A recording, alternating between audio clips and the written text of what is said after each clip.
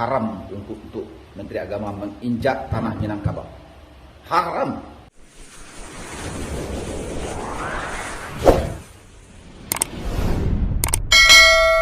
Misalnya menggonggong dalam waktu yang bersamaan, kita ini terganggu enggak?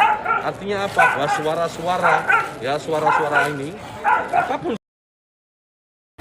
Assalamualaikum warahmatullahi wabarakatuh. Dari pernyataan Bapak Menteri Agama yang melukai hati kami masyarakat Minangkabau ini, menyamakan tentang suara mic ini dengan gonggongan anjing itu, ini telah menyalahgunakan wewenang yang diberikan oleh Bapak Presiden. Kasihan kita kepada Bapak Presiden yang telah mempercayakan kepada dia, dan dia menyalahgunakan wewenang ini.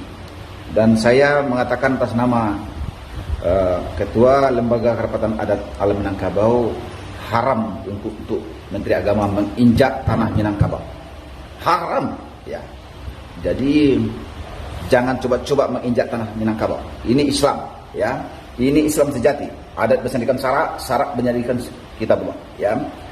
Sudah kebangatan yang dilakukannya, dan kita sebagai umat Islam menyatakan menentang apa yang diberikan oleh beliau itu tentang bagaimana suara mic yang dia katakan sama dengan suara gonggongan anjing gitu, ya.